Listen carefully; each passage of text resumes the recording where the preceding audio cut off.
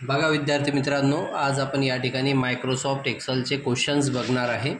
तर यामध्ये बघा फर्स्ट क्वेश्चन आहे, कॉलम ईची रुंदी बदलून ती 15.57 करा। तर यामध्ये आपल्याला कॉलम ई जो आहे तो सिलेक्ट करायचा आहे। या पद्धतीने इथे ॲरो येतो, सिलेक्ट केल्यानंतर याची रुंदी, कॉलमची रुंदी, तर रुंदी चेंज करण्याकरता आपल्याला फॉर्मॅटमध्ये कॉलम विड्थ नावाचं ऑप्शन असते, यावर क्लिक करायचं आहे आणि इथे 15.57 असं आपल्याला टाईप करायचं आहे आणि ओके करायचं आहे। तर बघा इथे चेंजेस झालेले आहे, त्यानंतर सबमिट करायचं आहे। आता आहे सेकंड क्वेश्चन। तर रो नंबर 2ची उंची बदलून ती 121.25 करा।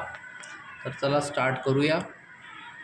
रो नंबर 2, तर रो नंबर 2 आहे हा, यावर क्लिक करायचा आहे तुम्हाला 2 वर। त्यानंतर याची उंची बदलून 121 करायची आहे, फॉर्मॅटमध्ये जायचं आहे आणि रो हाईट हे ऑप्शन या ठिकाणी दिलेलं आहे।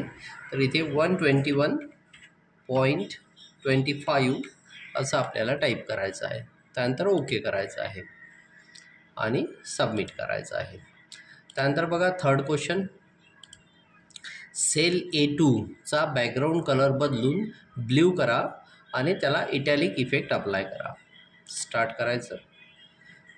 तर सेल A2 आपल्याला या ठिकाणी बघायचा आहे, ए मधील 2 हा बघा इथे ए कॉलममध्ये आपल्याला 2 नंबरचा सेल सिलेक्ट करायचा आहे, A2। याचा बॅकग्राऊंड कलर इथे आपल्याला फिल कलरमध्ये जायचं आहे आणि बॅकग्राऊंड कलर ब्ल्यू द्यायचा आहे। तर इथे बघा ब्ल्यू कलर मी दिलेला आहे। त्यानंतर इटॅलिक इफेक्ट, इटॅलिक यावर क्लिक करायचं आहे आयवर। तर आपला क्वेश्चन कंप्लीट झालेला आहे, सबमिट करायचं।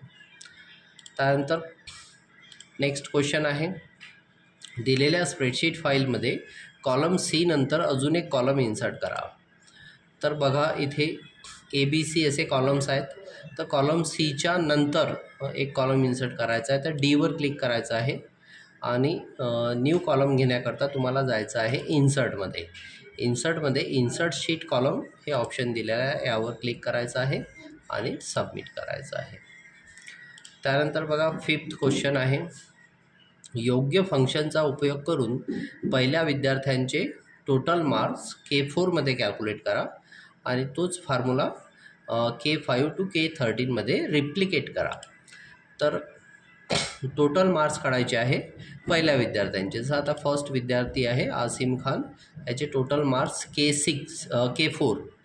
K4 यावर तुम्हाला क्लिक करायचं आहे, हा K4 आहे आणि इथे तुम्हाला सम हे ऑप्शन घ्यायचं आहे आणि सम ऑप्शन घेतल्यानंतर हे या पद्धतीने सिलेक्ट करायचं आहे आणि एंटर बटन प्रेस करायचे आहे। तर बघा इथे मार्क्स निघालेले आहे। आता आपल्याला K5 ते K13 पर्यंत ड्रॅग करायचा आहे। याला असं छोटा प्लसने असं पकडायचं, इथे छोटा प्लस येतो आणि ड्रॅग करायचं, याला ड्रॅग करणे असं म्हणतात। K13 पर्यंत, अप टू K13 पर्यंत तुम्हाला ड्रॅग करायचं आहे आणि सबमिट करायचं आहे।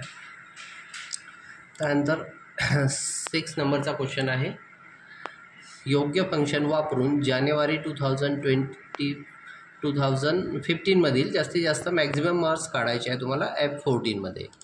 तर बघा F14 आधी आपण क्लिक करूया। इथे जानेवारी दिसत आपल्याला 2015। तर यामध्ये आपल्याला जो सेल निवडायचा आहे तो F14 हा सेल निवडायचा, हा वाला सेल निवडायचा आहे F मधील 14 आणि यामध्ये जास्तीत जास्त मॅक्झिमम मार्क्स काढायचे आहे। इथे मॅक्झिममवर तुम्हाला क्लिक करायचं आहे, ते बघा मॅक्स नावाचा ऑप्शन आहे आणि त्यानंतर तुम्हाला सिलेक्ट करायचं आहे 100 पासून तर इथे 50 पर्यंत जे आहे सेल्स हे सिलेक्ट करायचे आहे, एंटर दाबायचं आहे, तिथे 100 असा ॲन्सर येते।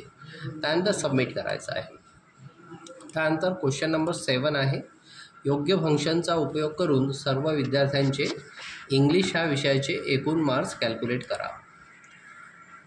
तर इंग्लिश ह्या विषयाचे मार्क्स आपल्याला काढायचे आहे। बघा हा इंग्लिश सब्जेक्ट आहे, याचे मार्क्स आपल्याला काढायचे आहेत G23 मध्ये। तर 23 आपल्याला सिलेक्ट करावं लागेल, हा बघा हा 23 आहे।